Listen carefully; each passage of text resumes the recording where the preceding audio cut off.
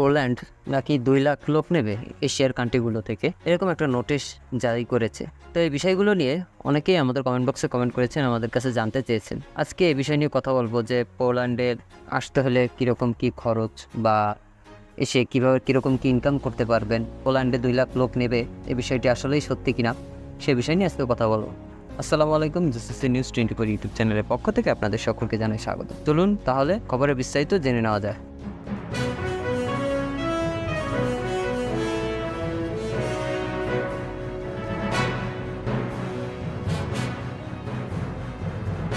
প্রথমে কথা বলবো হলো আসলে 2 লক্ষ লোক নেবে কিনা, বা লোক নেওয়ার ক্যাপাসিটি পোল্যান্ডের আছে কিনা। আশা করি সম্পূর্ণ ভিডিও দেখলে আপনি অনেকগুলো তথ্য পাবেন। সবচেয়ে মজার বিষয় হচ্ছে পোল্যান্ড সরকার 2 লাখ লোক আসলে নেবে কিনা, এটা হচ্ছে সেকেন্ড পার্ট। আপনাদেরকে এই বিষয়ে আশ্বস্ত করে 2 লাখ লোক কেন, পোল্যান্ড যদি 5 লাখ লোকও আনে তাতেও কোনো সমস্যা নেই। আর কী কারণে সমস্যা নেই, এখানকার যে ওয়ার্কারের চাহিদা, সেই চাহিদা পূরণ করার জন্য প্রতি বছর 2 লাখ কেন, 5 লাখ লোক নিলেও তাদের চাহিদা পূরণ হবে না। আপনি কোন সেক্টর বলবেন, যে কোনো সেক্টরেই তাদের ওয়ার্কারের চাহিদা আছে।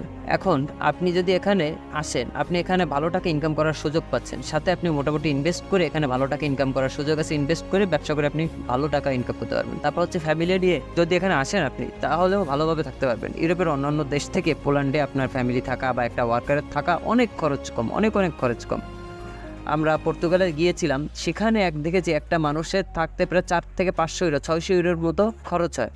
তো এখানে আপনি থাকলে, পোল্যান্ডে থাকলে 200-250, সর্বোচ্চ গেলে 300 ইউরোর মতো আপনি 1 মাস থাকতে পারবেন, খেতে পারবেন। কিন্তু আমরা আসলে কিছু সিস্টেম বা কিছু নিয়মকানুন না জানার কারণে আমরা নিজেরা ক্ষতিগ্রস্ত হই। অনেকেই বাংলাদেশিরাই আসার পরপরই, যারা পুলিশ কোম্পানিতে আসার পরে ওনারা কী করে, ওই কোম্পানিতে বেশি বাংলাদেশের লোকদের নেওয়ার ক্ষেত্রে তারা কিন্তু একটা দ্বিধাগ্রস্ত বোধ করে। আপনি যদি পুলিশ কোম্পানিতে যোগ করেন, তাহলে এখানে থেকে ওয়ার্ক পারমিট বের করা, লোক নেওয়া অনেক ইজি। পোল্যান্ডে এসে তারা কীভাবে পর্তুগালে যাবে, কীভাবে ইটালিতে যাবে, কীভাবে ফ্রান্সে যাবে, এই দৌড়াদৌড়ি শুরু করে দেয়। তো এটাই হচ্ছে সবচেয়ে বড় ঘাটতি। এই কারণে আমরা বাংলাদেশিদের অনেক সমস্যা হচ্ছে, সেখানে আমাদের বাংলাদেশি ভাইদের ভিসা হয় না। আর একটা কথা হলো যে পোল্যান্ড সরকার 2 লাখ লোক নেওয়ার জন্য আসলে এটা কোনো সরকারিভাবে ঘোষণা দেয়নি। এটা হচ্ছে একটা প্রতিবেদন আছে, সে প্রতিবেদনে তারা একটা প্রতিবেদন দিছে এখানকার সোশ্যাল সিকিউরিটিতে, যে ইতিপূর্বে প্রাকৃতিক তাদের 2 লাখ লোক আগামীতে নেওয়া লাগতে পারে। ইতিপূর্বে সাম্প্রতিক বছরগুলোতে রেকর্ড সংখ্যক অধিবাসীদের সংখ্যা বৃদ্ধি পাচ্ছে। 2020 সালে সামাজিক বীমা ব্যবস্থায় 70,000 বিদেশি কর্মী নিবন্ধিত হয়েছে। 2021 সালে 1.5 লাখ কর্মী নিবন্ধিত হয়েছে। 2022 সালে 1,88,000 কর্মী নিবন্ধিত হয়েছে। যাই হোক, এটি স্বীকার করে যে 2 মিলিয়ন কর্মী লক্ষ্য করা যায় পরবর্তী দশকে প্রতি বছর 2 মিলিয়ন বা নতুন বিদেশি কর্মী আসতে হবে। এটা একটা অবাস্তব বিষয় না। হ্যাঁ, কর্মী আসছে, এখানে যে আপনার বিদেশে যে শ্রমিক, সেটা কিন্তু কম আসছে না। বিশেষ করে ইউক্রেন যুদ্ধের কারণে এটা সবচেয়ে বেশি সংক্রমণ দেখা গিয়েছে।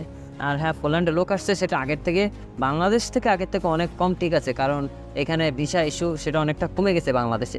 তো আমাদের বাঙালিদের কারণে আসলে এই পরিস্থিতিটা তৈরি হয়েছে। আসলে বাঙালিরা যেখানেই যায় সেখানেই ঝামেলা করে, কারণ এখানে ওনারা যে একটা ঝামেলা তৈরি করেছে অ্যাপয়েন্টমেন্ট ডেট নিয়ে, ওয়ার্ক পারমিট নিয়ে। তারা এখানে এসে অনেক লোক, তারা দেখা যায় পোল্যান্ড এসে অন্য দেশে তারা চলে যাচ্ছে, বিশেষ করে যারা বাঙালিরা আসেন, কিন্তু এখানে এসে তারা বলে দেয় যে আসলে খরচটা কতটা হচ্ছে, পোল্যান্ড সরকার কত টাকা খরচের বিনিময়ে আসতে পারবে। এই জিনিসগুলো কিন্তু অনেক এজেন্সি আছে, ওরা জানতে চায়। যখন ওই এজেন্সিগুলো কোনো ওয়ার্কারের সাথে একটা প্রতিবেদন তৈরি করে, তখন কিন্তু আসলে তথ্য ফাঁস হয়ে যায় যে আসলে একটা ওয়ার্কার 10 লাখ, 12 লাখ, 15 লাখ টাকা খরচ করে আসছে, কিন্তু পোল্যান্ড সরকার আসলে এত টাকা কোথায় যাচ্ছে, এই জিনিসটার কারণে কিন্তু ভিসা ইস্যুটা অনেক কমে গেছে বাংলাদেশের ক্ষেত্রে। যাই হোক, মোটামুটিভাবে ভিসা হবে, আপনি যদি একটু চেষ্টা করেন, আপনাকে আগাইতে হবে। সমস্যা থাকবে, সমস্যার সমাধানও আছে, আপনাকে এগিয়ে গিয়ে সেই সমাধান খুঁজতে হবে। সমস্যা যেখানে আছে সেখানে আপনার সমাধানের পথও খুঁজে বের করতে হবে, তাহলে ভালো কিছু সম্ভব। তো আপনি যদি পোল্যান্ডে আসতে চান, অবশ্যই আসতে পারেন। এখানে জীবনযাত্রার মানও অনেক ভালো, খরচ, থাকা খাওয়ার খরচ কম, এবং ভালো ইনকামের সুযোগ আছে। তো খবরটি আমাদের প্রবাসী ভাইদের জন্য খুবই গুরুত্বপূর্ণ, তাই আপনারা যারা দেখছেন তারা এখনই শেয়ার করে অন্যদেরকে জানার সুযোগ করে দেন। আর আপনি যদি আমাদের চ্যানেলে নতুন হয়ে থাকেন, তাহলে প্রবাস সম্পর্কিত যে কোনো ধরনের গুরুত্বপূর্ণ খবর সবার আগে পাওয়ার জন্য আমাদের চ্যানেলটি সাবস্ক্রাইব করুন এবং পাশে থাকা বেল আইকনটি চাপুন। ধন্যবাদ সবাইকে, ভালো থাকবেন, সুস্থ থাকবেন, আল্লাহ হাফেজ।